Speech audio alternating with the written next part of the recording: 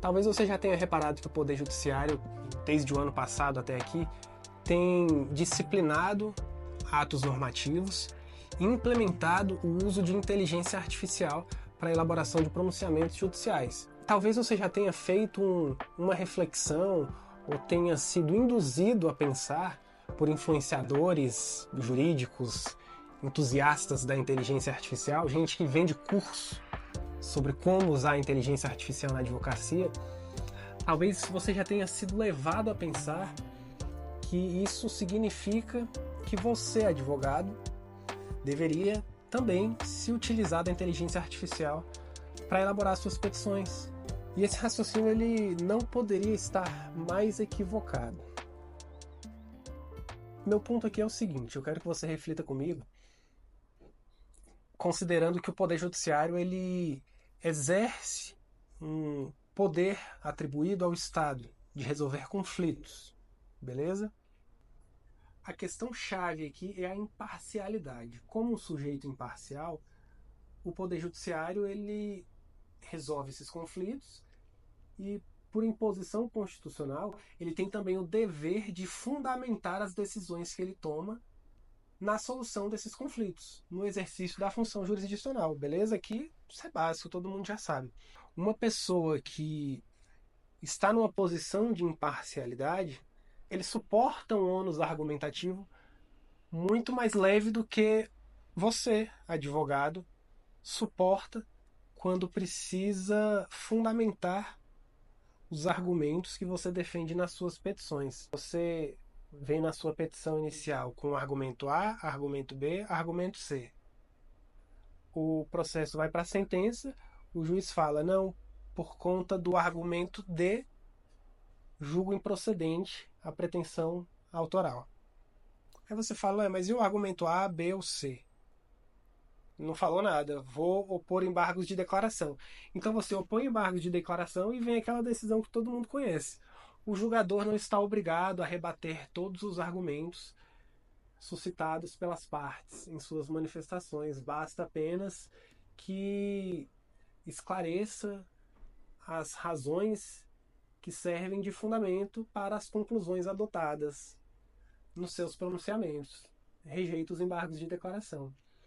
Então você percebe que os argumentos utilizados por um julgador, os fundamentos utilizados por um julgador, eles possuem uma carga argumentativa que é muito menos pesada do que você como advogado.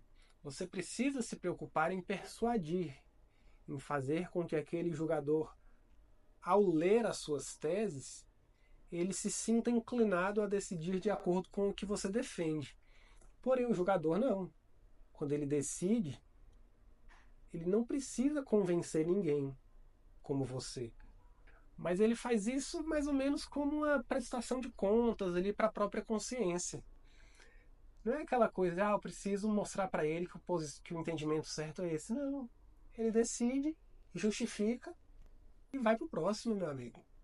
Então, se existe um movimento de implementação de ferramentas de inteligência artificial no âmbito do Poder Judiciário para a elaboração de decisões, de sentenças, de acórdãos, a partir dessa ferramenta de IA generativa, você tem que considerar que o objetivo aqui não é elaborar decisões mais robustas, decisões mais bem fundamentadas, decisões com um poder argumentativo maior. Não, não é nada disso. A intenção do judiciário, e aqui a gente fala de algo que é óbvio. A intenção do judiciário é fornecer uma prestação jurisdicional que seja mais célere e, ao mesmo tempo, mantendo padrões de qualidade, certos padrões de qualidade, mas ampliar a celeridade para que a prestação jurisdicional seja mais célere e reduzir o alto número de processos, reduzir acervo dos tribunais que estão aí lotados de processos, muitos deles repetitivos, muitos deles que muitas vezes sequer serão analisados no mérito, por exemplo. Então, adotando ferramentas de inteligência artificial, é possível otimizar a elaboração de decisões padrão, por exemplo, identificar processos que possam ser resolvidos por meio dessas decisões e esvaziar esse grande acervo de processos que são repetitivos, de processos que não envolvem tanta complexidade, que venha a depender de uma análise mais apurada, mais humana e mais aprofundada, que demande raciocínio. Então, a adoção de inteligência artificial pelo Poder Judiciário não tem nada a ver com a atividade que você, como advogado, exerce ao representar aí os interesses de um cliente, ao atuar de forma parcial dentro de um processo. Porque quando você atua de forma parcial, as suas manifestações elas dependem de um ônus argumentativo muito mais elevado. Você vai precisar elaborar muitas vezes mais de uma tese, pensar em soluções alternativas, pensar em soluções subsidiárias e pensar em como escrever tudo isso da maneira que seja mais persuasiva. Enxergo com bons olhos, de certa forma, a possibilidade de você automatizar atividades que sejam repetitivas, que sejam operacionais, que não demandem a reflexão e o raciocínio humano. Agora, pensa comigo. Pega aí o caso que seja mais relevante do ano. Por exemplo, no ano passado teve aí os casos recuperação judicial das Americanas, recuperação judicial 123 milhas. Pega casos emblemáticos. Você se imagina como advogado entrando numa reunião com o cliente. A partir do momento em que você não tem autonomia para comunicar o direito, para identificar soluções, para valorar a norma jurídica a partir de casos concretos, se você não tem essa habilidade, você automaticamente se exclui da possibilidade de atuar em causas que sejam relevantes. Você vai ficar condenado a atuar para sempre em causas mais simples. Você não pode ter uma dependência dessas ferramentas, porque senão você pode acabar ficando viciado.